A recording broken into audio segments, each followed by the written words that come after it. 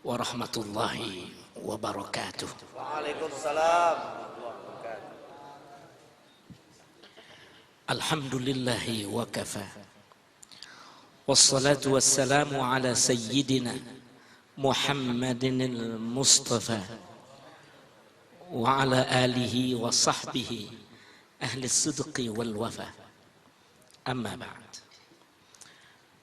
Faqad qala Allah Ta'ala fil Qur'anil Karim wa huwa asdaqul qailin wa dzakir fa inna dzikra tanfa'ul mu'minin. Sadaqallahul azim wa ballagha rasuluhun nabiyyul habibul karim wa nahnu ala dzalika minasy syahidin wasyakirin walhamdulillahi rabbil alamin. Hadaratil habaib al-kiram al-muhtaramin wa akhussu bidzikri habibuna wa syekhuna wa murabbi arwahina fadilatul ustad as-sayyid al-habib Muhammad Rizq mata'anallah Amin. bituli hayatih wa nafa'anallahu bih. Para ulama, para hadirin sekalian yang tentu saja saya cintai dan saya muliakan, dan menjadi lebih menggembirakan saya pada hari ini tanpa saya duga-duga dan saya rencanakan. Sederhana sebetulnya saya datang ke sini habis ngajar di Masjid Tenabang Al-Makmur. Saya kepengen banget ketemu dengan Habib Abdullah Al-Haddad, Sahib Al-Hawi itu celilitan. Antara nomor HP-nya hilang dari HP saya. Mungkin istri saya salah pencet kali. Dia hilang tuh nomor. Saya mau cari beliau, barangkali berjumpa di sini. Oh, Allah mempertemukan kepada sesuatu yang jauh lebih besar dari cuma nyari HP. Ketemu Habib Abdullah Al-Haddad. Sekaligus ini ada pembicaraan dalam skala nasional yang tentu saja menantang pembicaraan yang lebih lugas, lebih mantap, lebih logik, yaitu soal NKRI. Masya Allah, Tumma Masya Allah, Negara Kesatuan Republik Indonesia. Melenceng dari kesatuan, ternyata berbagai bentuk negara yang pernah dicobakan dan ditawarkan di sini bagaikan bunga yang layu sebelum berkembang. Mau bikin negara apa aja keluar dari persatuan enggak kena. Sampai saya waktu masih bocah, saat saya agak genit-genit sedikit gitu terhadap pemikiran, saya pernah membuat lagu Mars di Asy-Syafi'iyah tempat saya sekolah. Al-ittihadu huwa qasduna. Pakai ada yang begitu. Dia punya baitnya itu. Muslimun ikhwanuna, mulhidun a'dauna, al-ittihadu huwa qasduna. Itu lagu saya tuh, tapi saya udah kelupaan sekarang. Maklum umur saya udah 60. Makanya saya minta izin ya Habib Rizq, kawan-kawan yang diundang dan dengan segudang pengalaman, tetap aja tuan saya. Iya. Ustaz apa tadi? Ustaz Munarman ya? Enggak, yang satu lagi siapa ya? Iya, Ustaz Khotat lahirnya tahun 68 apa ya? 64. Ya, enggak lama PKI meleduk ya. Sebelum PKI saya udah dipajang sama bapak saya. Kita nggak kuat ngelawan PKI. Gede banget dia, Profesor Bakri Sirgar, Ketua Lekra, Lembaga Kesenian Rakyat.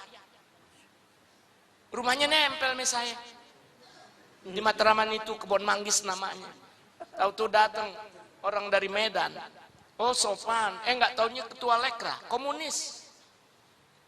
Kita nggak bisa melawan dia secara total karena ibunya Bakri Siregar tukang ngaji. Teman ibu saya baca ratib, baca tahlil. Tapi Bakri Siregarnya itu raja PKI. Beristrikan seorang tokoh Kristiani namanya Duryani Margareta Lontok.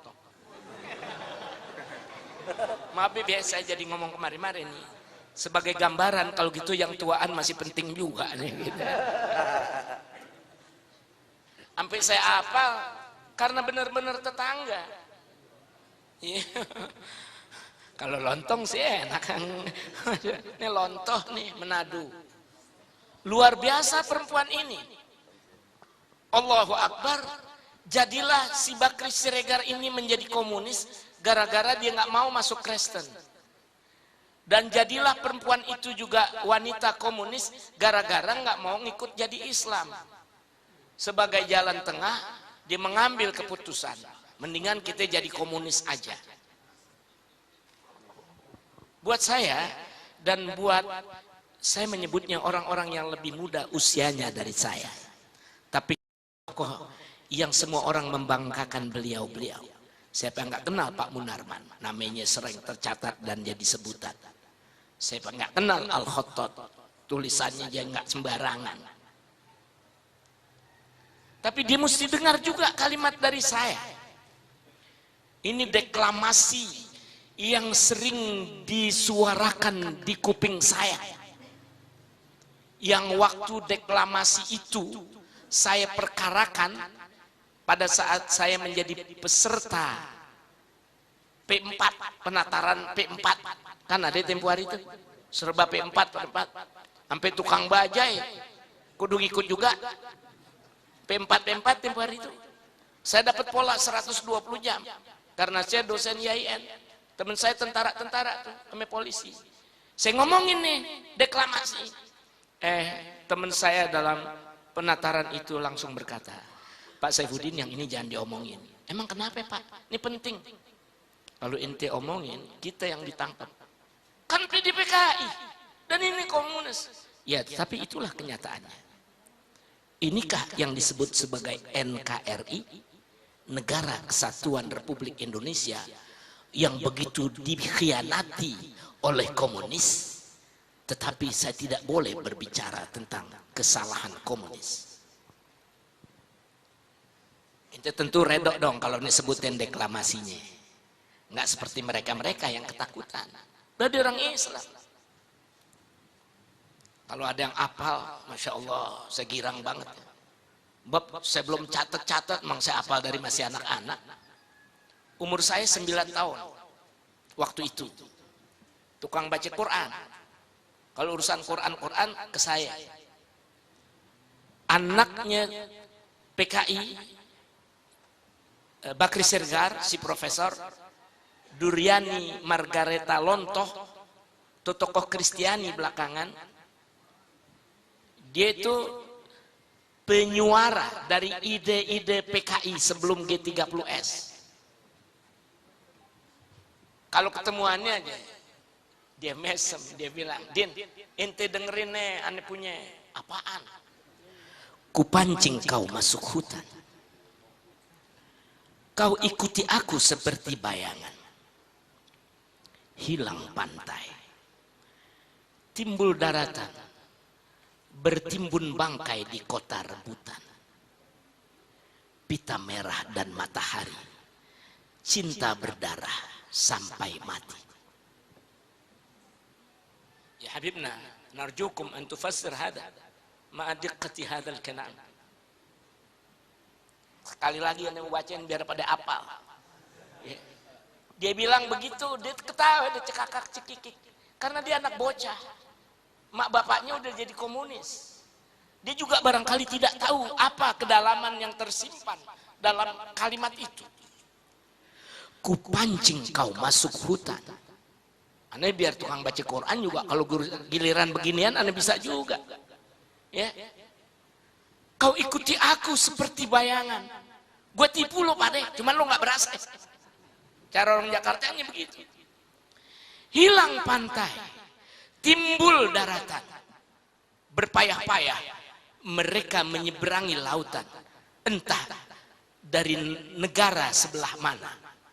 Timurkah dia? Baratkah dia? Aku tak tahu. Tapi mereka perlu menyeberangi lautan untuk menjamah Indonesia. Hilang pantai, timbul daratan, bertimbun bangkai di kota rebutan. Ente nggak bakal sah menafsirkan kota rebutan selain Jakarta. Pita merah dan matahari. Beb al-fakir la ya'rif yani hakikat pita merah dan matahari. Apa Jepang, Cina, apa-apa yang kagak tahu. Cinta berdarah sampai mati. Ini merupakan suatu janji yang mungkin tak tertulis tetapi amat terkesani. Ada hal yang berat antara komunisme dengan masyarakat Indonesia.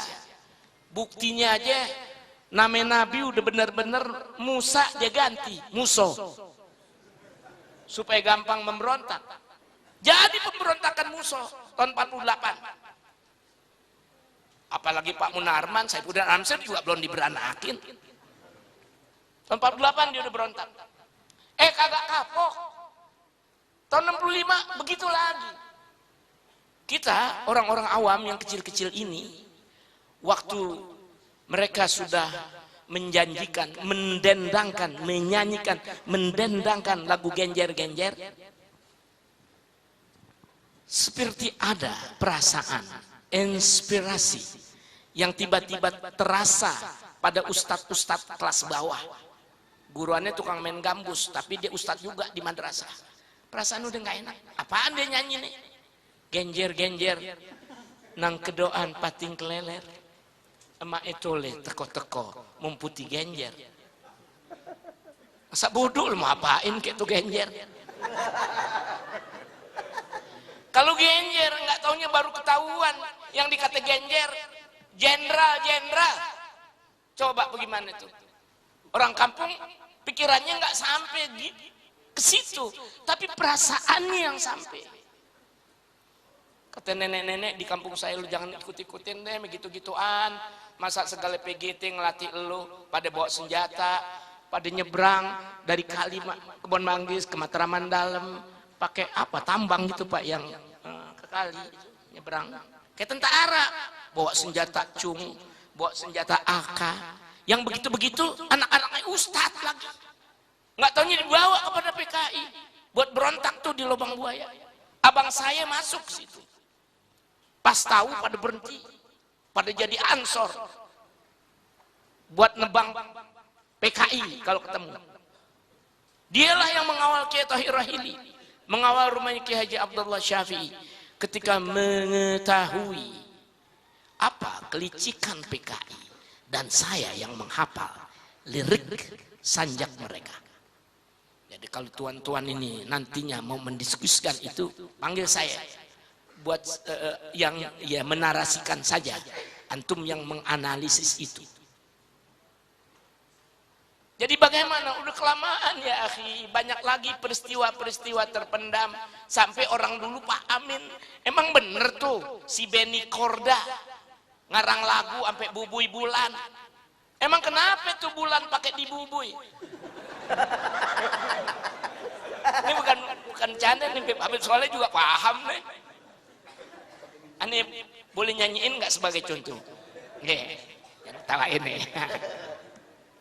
Bubui bulan sangrai bentang, panon poe disasate. Tahu terusannya apa? Saya nggak tahu lagi deh itu. Kan bahasa Sunda tuh. Tuh makna bubui bulan, tang saya tanyain, bubui bulan artinya bulan di apa? Dikukus ya? Bukannya ditambus gitu. Di dalam abu dapur pakai api. Bubui bulan, kita tambus bulan itu. Sangrai bentang, kita sangrai, disangrah, digoreng nggak pakai minyak. Bintang itu ada apa? Apa hinanya bulan dan bintang? Bulan bintang masyumi. Ayumi golok tajem ayu jem. Itu nyanyian saya waktu bocah. Kita tahu karena bulan bintang adalah masyumi. Masyumi kudu ditambus. Bintangnya kudu disangrah. Islam jangan hidup lagi di tanah ini. Bertimbun bangkai di kota rebutan.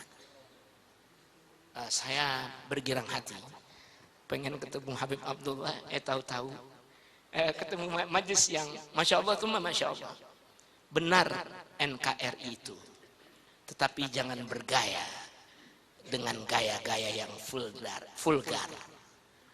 Menjadi sangat liberal, menjadi ini, menjadi itu. Kan banyak yang sekarang aliran ini itu. Isi dengan agama. Antum bilang syariat, Masya Allah, jazakumullah khairan. Al-Fakir itu udah 60. Ya, geraknya udah nggak gesit lagi kayak yang dulu-dulu. Mudah-mudahan generasi pelanjut ini adalah generasi yang benar-benar sadar. Generasi yang benar-benar memprioritaskan iman dan Islam untuk kemajuan masyarakat Islam di Indonesia ke depan.